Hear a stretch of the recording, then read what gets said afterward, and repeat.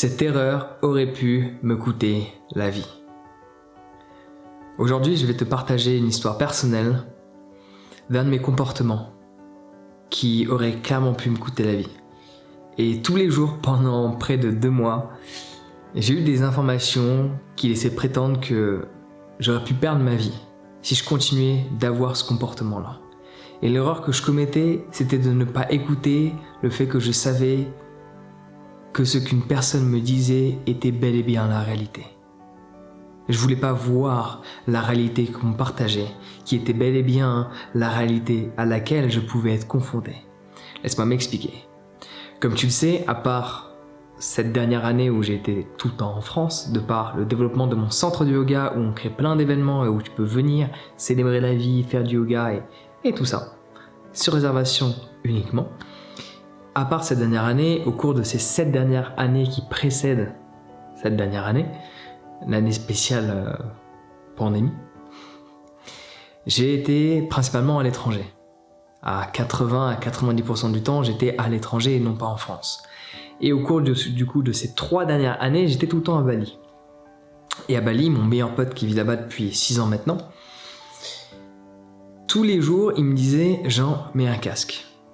Jean, mets un casque. » Je sais, ça peut sembler un comportement inconscient, mais de par mes notions de liberté, d'avoir mes cheveux dans le vent pendant que je conduise et tout ce bullshit que je me racontais, je mettais ma vie en danger. Et là où c'est intéressant, c'est qu'au début, je n'écoutais pas mon pote Ludo, qui me disait « J'en mets un casque. J'en mets un casque. » Je conduisais pieds nus et sans casque. À un moment donné, quand même, j'ai réalisé que les pieds c'était important, c'est ce qui me permettait d'être debout. Donc du coup, j'ai commencé à mettre des baskets, chose que quasiment personne ne fait, les gens sont en tongs. Mais je me suis dit, tant qu'à vraiment faire les choses bien, autant mettre des baskets, parce que de passer de pieds nus à tongs, ça change pas grand chose, quoi. Surtout quand t'as une bonne corde sous les pieds. Enfin bref, on va pas rentrer dans les détails, mais passer de pieds nus / tongs à basket, tu te sens beaucoup plus serein quand tu conduis en scooter en Indonésie, ouais. Sauf que je mettais toujours pas de casque, et mon pote Ludo a pris l'habitude, vu qu'il parle un peu le bahasa, donc la langue internationale d'Indonésie, de checker les réseaux, les actualités indonésiennes. Et tous les jours pendant près de 2 mois, il m'a montré les actualités. Et tous les jours pendant près de 2 mois, il m'a montré que, tiens, il y a un enfant de 14 ans qui est mort sur la route. Ah, il n'avait pas de casque. Ah, aujourd'hui, il y a un enfant de 16 ans. Il est mort sur la route. Il n'avait pas de casque. Ah, tiens, il y avait cette famille.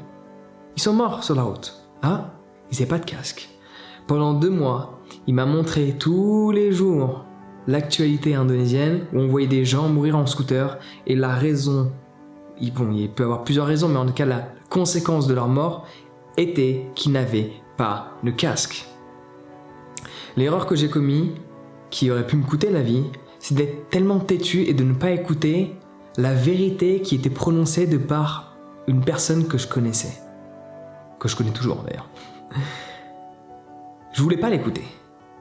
Parce que ce qu'il disait allait à l'opposé du mode de vie que moi je voulais avoir. Je voulais juste conduire pieds nus en scooter, les cheveux dans le vent, libre comme l'air. C'est ce que je voulais. Le fait qu'il me dise de mettre un casque me détournait de la vie que je voulais mener. Mais si je perds ma vie, je ne peux plus la mener. Donc du coup, j'ai eu cette réalisation que c'était stupide de ne pas mettre un casque juste pour avoir les cheveux dans le vent. Cette histoire peut te sembler anodine, mais j'aurais pu perdre ma vie parce qu'en fait, plusieurs fois, j'ai failli avoir des accidents. Désolé maman si tu regardes cette vidéo, everything is going...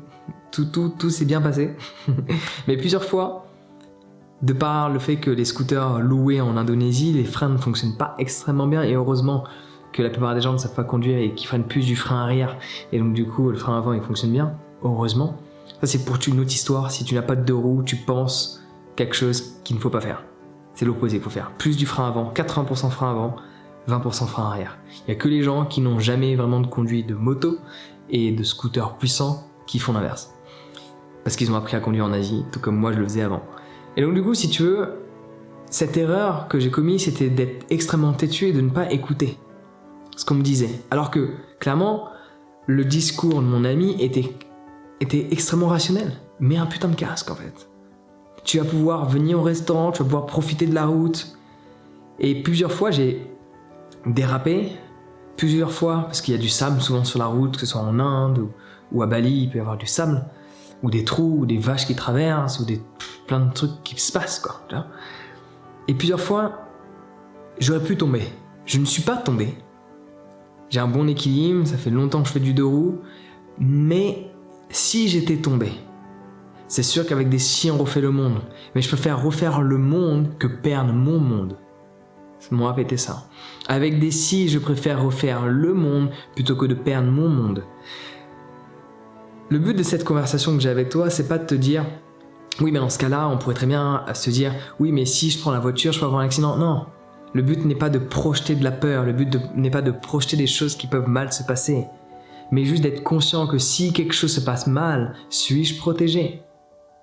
Est-ce que si quelque chose va mal et que j'ai un accident, parce que ce sont des choses qui arrivent, que ce soit en France ou en Indonésie, est-ce que au moins j'ai un putain de casque? Parce que la plupart du temps, les accidents en Indonésie, ils sont pas faits à 90 km/h, ils sont faits à 50 km/h.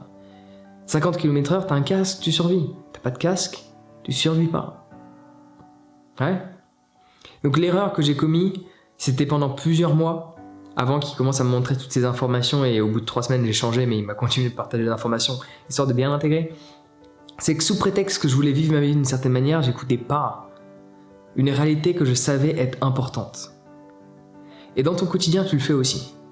Tu commets cette erreur, à des échelles différentes, mais il y a des gens qui te donnent des conseils et ils sont légitimes à te les donner par rapport à quelque chose de bien spécifique, et tu veux pas les écouter sous prétexte que ce sont des gens que tu connais, sous prétexte que c'est ton rêve, sous prétexte que ceci. Alors, faut faire la part des choses, parce que bien sûr, parfois les gens donnent des conseils sur des choses qu'ils ne connaissent pas.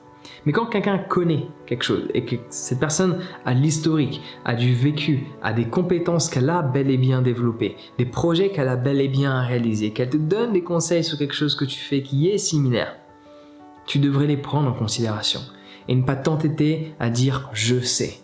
You don't fucking know anything, just learn it.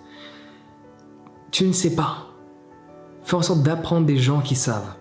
Et les gens qui ne savent pas, eux-mêmes ne savent pas. Ils apprennent d'autres personnes qui savent plus. Et eux-mêmes ne savent pas. Ils apprennent d'autres personnes qui savent plus.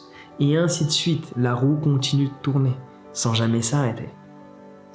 L'apprentissage est transmis. Les leçons sont partagées. Même un autre exemple qui n'est pas qui n'est pas aussi important que celui que je t'ai donné, où clairement, vu le nombre de fois où j'ai freiné d'urgence, ça aurait pu en finir pour ma propre vie. Du coup, maintenant, je mets un casque tout le temps, même en Indonésie, même si le casque il pue, je le mets. Quelque chose de complètement différent. J'ai vécu dans une pénichette. Pénichette, tu vois, une péniche plus petite, un petit bateau. Et j'avais rencontré quelqu'un qui travaillait dans les yachts il y a quelques années de cela. Il m'a dit, n'achète jamais un bateau. Évidemment, qu'est-ce que j'ai fait? J'ai acheté un bateau. Et c'est après que j'ai compris pourquoi il ne faut jamais acheter un bateau. Tu vois? J'ai été têtu. L'erreur que j'ai commise, au final, il y a quand même du plus. J'ai vécu une expérience dans un bateau, j'ai vécu pendant près de 3 ans dans un bateau. C'est cool comme expérience, mais le nombre de merdes et à quel point ça pompe le fric un bateau, et le nombre de merdes que tu dois réparer chaque année de par la dilatation du bateau, chaud, froid, il faut faire les joints des vides chaque année. Sauf si tu achètes un yacht, mais il faut mettre 10% pour l'entretenir. Et il faut le budget pour l'acheter déjà de base. Mais un petit bateau, moi c'était un petit bateau de 84 qu'il fallait rénover. J'ai eu cette expérience de vie où je l'ai rénové. C'était fun, c'était cool. Mais c'est à ce moment-là que j'ai réalisé les emmerdes que je m'étais attiré. N'achète pas un bateau. Une personne qui clairement travaille depuis des années dans les bateaux m'a dit ça, je ne l'ai pas écouté. Et j'ai vu le résultat. Plein de problèmes, ça m'a pompé du temps, ça m'a pompé de l'énergie, ça a créé de l'énervement en moi par rapport à plein de situations reliées à ce bateau-là. Donc certes, maintenant je le vois sur positif, j'ai eu cette histoire de vie, j'ai vécu 3 ans sur un bateau en Île-de-France, je me dis c'est cool. Mais sur le moment, il y a plein de fois où ça m'a tapé sur le système. Et certes, ça reste une expérience de vie, mais il y a certaines expériences de vie que tu te garderais bien de ne pas vivre. Il y a certaines expériences de vie que tu te garderais bien de ne pas vivre. Et écouter les conseils d'une personne qui sait ce qu'elle raconte, ou sans savoir ce qu'elle raconte, qu'elle a juste un point de vue qui est pleinement objectif de par la situation, pleinement réaliste, du style, mets un casque, Tu peux toujours profiter de la vie. Tu peux toujours aller danser, aller manger, aller célébrer, aller discuter, aller rencontrer des gens, aller visiter. Tu peux faire toujours tout ce que tu veux. Tu peux même faire le fou sur la route. Le seul truc que tu n'auras pas, c'est les cheveux dans le vent. Mais tout le reste, tu peux l'avoir. Et la moralité, pour moi, elle est là. C'est que parfois, on va te donner un conseil que tu n'as pas envie de mettre en place parce que ça va enlever quelque chose que tu apprécies. Mais si le fait d'enlever cette chose que tu apprécies te permet d'avoir toutes ces choses que tu aimes, est-ce que cela en vaut la peine? Je donne un exemple. Le matin, t'aimes bien ta douche chaude. Et si je te disais de la supprimer et de la prendre froide, c'est-à-dire que tu supprimes le confort de l'eau chaude et tu prends que de l'eau froide. Tu supprimes quelque chose que tu aimes. Ça m'étonnerait qu'il y ait des gens qui disent « Ouais, j'aime pas prendre une douche chaude le matin ». Ça m'étonnerait fortement. Tu supprimes ce que tu aimes. Si tu m'écoutes, tu supprimes quelque chose que tu aimes. La question est, quelles sont toutes ces choses que tu vas gagner de par le fait de prendre des douches froides chaque matin de l'année? Clarté mentale, confiance en soi, douceur de peau, fini les vergitures. Bon, les deux sont les plus essentiels selon moi, mais chacun fait pour ce qui l'intéresse. Mais tout ce que tu vas gagner avec la douche froide vaut le peu que tu vas perdre. Donc quand tu mets quelque chose de nouveau en place, parfois ça nécessite de supprimer quelque chose que tu fais. Et quand tu supprimes quelque chose, tu sais ce que tu perds. La question est, qu'est-ce que tu gagnes? Quand j'ai supprimé mon plaisir de cheveux dans le vent, j'ai gagné le fait d'avoir plus de chances de ne pas mourir, d'avoir une espérance de vie qui est beaucoup plus prolongée dans le temps. Clairement, ça en vaut la peine. Une douche froide supprime ton plaisir du matin, mais clairement te donne de la clarté, de la confiance en soi qui va te permettre de réaliser plein de projets tout au long de la journée. Si je te dis de ne plus bouffer tes tartines de pain beurre confiture, alors certes c'est un plaisir aussi, mais ce que tu vas gagner c'est une meilleure santé qui va perdurer dans le temps. Tu auras plus d'énergie, moins de gluten, moins de gras qui va t'embêter quand tu vas aller sur la plage. Ouais. Tu vois, il y a plein de choses dans ton quotidien que tu ne veux pas mettre en place parce que tu sais que ça t'enlève un plaisir.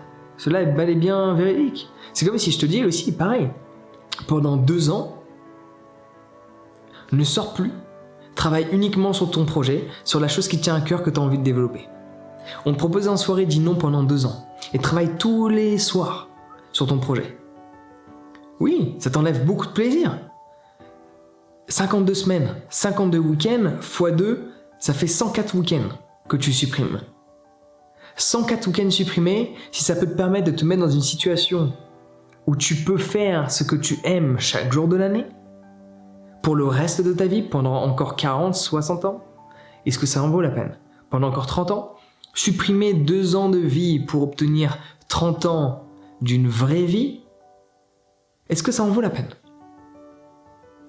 L'erreur à ne pas commettre, c'est de ne pas écouter quand une personne nous donne un conseil avéré.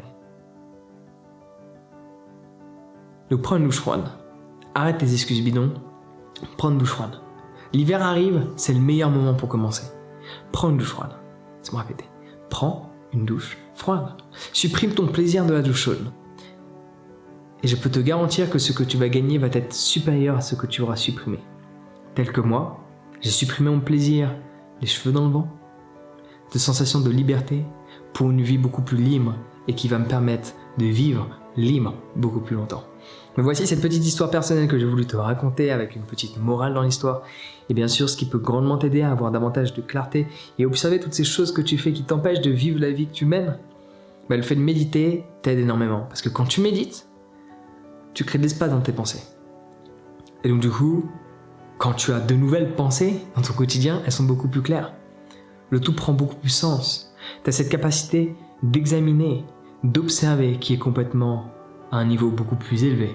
Donc je te recommande d'apprendre à méditer dès à présent pour développer cette clarté qui va te permettre de vivre la vie que tu désires et de faire les bons choix. De supprimer un petit plaisir pour gagner de grands plaisirs. De supprimer quelque chose que tu aimes pour des choses que tu aimes à l'extrême. Donc le lien est dans la description.